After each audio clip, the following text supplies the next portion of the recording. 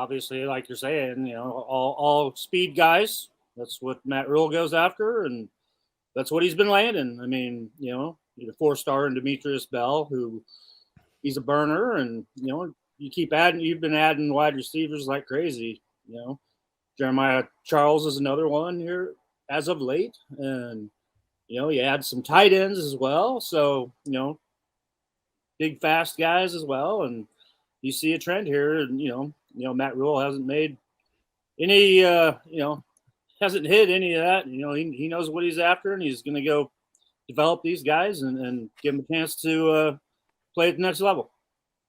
Then we also have Eric Gilbert, who we've talked about a little bit.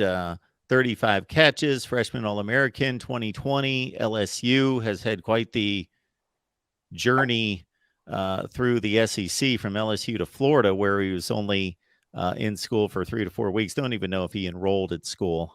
Anyway, landed at Georgia, didn't see the field much, has had apparently some off-the-field issues that we don't want to speculate about, whether that's academic or otherwise. But an extremely talented player that Matt Rhule is getting is the number 1 tight end in the country coming out of high school. Yeah, and like we talked about, Matt Rhule goes in there and he sells himself, he sells the program, and he's got that track record of winning it everywhere he's been in college. So you got ample opportunities for guys like that, like an Eric Gilbert, to come in here and see the field right away and become a big contributor to what Nebraska is trying to do. And obviously the job won't be his as he steps on campus, but you like the competition that they're going to have in that room now for a position that's been pretty strong here. Where Nebraska's put, I don't know, their last 3 tight ends are all playing in the NFL right now. So, you love seeing this. Now you've added 2 former 5-stars as well, and you've bumped up your recruiting class up to 27th in the country, and you see the emphasis they've been going after.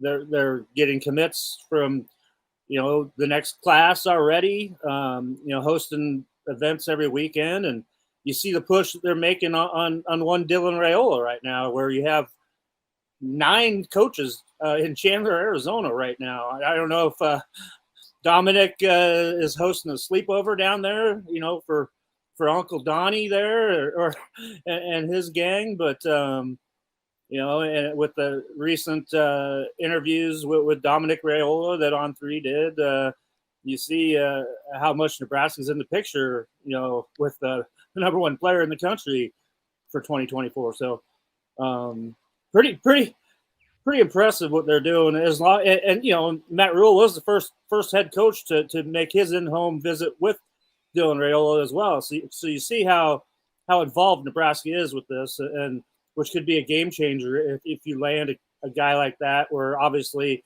his dad thinks of Nebraska as family, and Uncle Donnie's coaching there, and the Raiola family has a love affair with the University of Nebraska, and Dylan Raiola has basically said that it's pretty much between Nebraska, Georgia, USC, and Oregon right now, and obviously what you get with those 3 other programs, and you get a chance to come to Nebraska and be a program changer, really. I mean, be responsible maybe for turning around Nebraska. And that's what his dad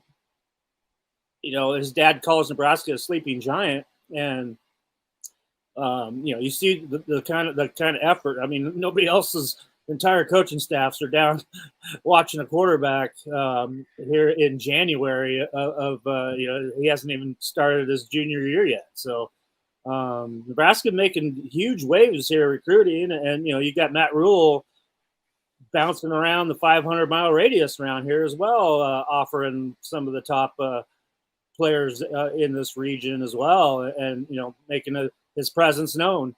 In Missouri and in Iowa and in Colorado and so forth and so on. So you got to really like, what Matt Rhule and his staff have really begun to put together here. And not to mention hitting the state of Texas now hard and heavy. And obviously there's some connections with the state of Georgia as well.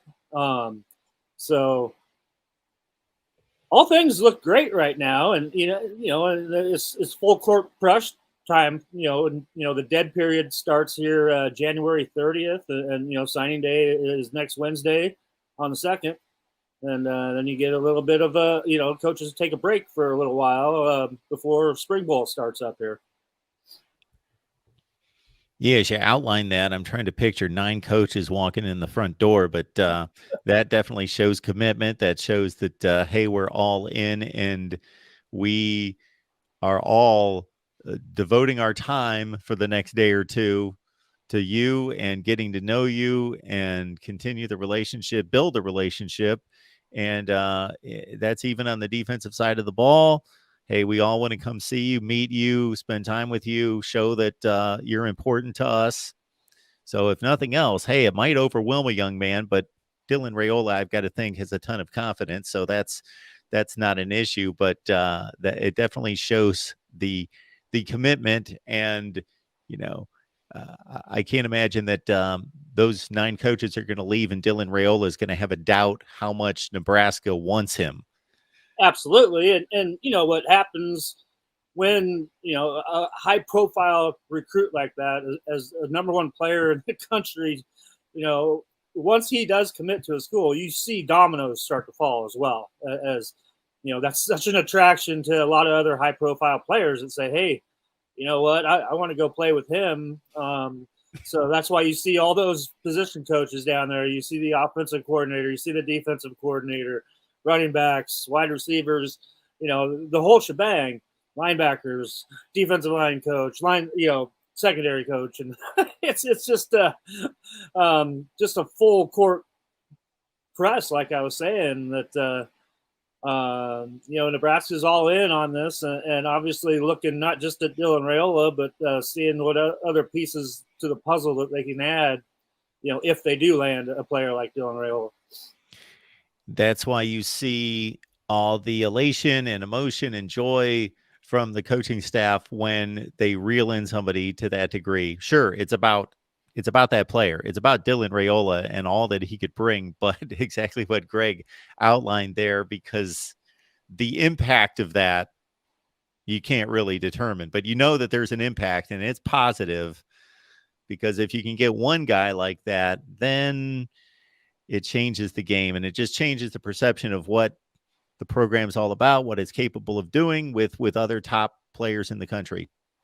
And Nebraska is not hiding what they're doing. Nebraska is proud of, how much they're going after a player like Dylan Raiola and the other top players around the country as well. So, you see Nebraska's name in there with, teams like Ohio State and Florida and Georgia, offering all these top guys. So, but that's nothing new. Nebraska's always had to do that anyway.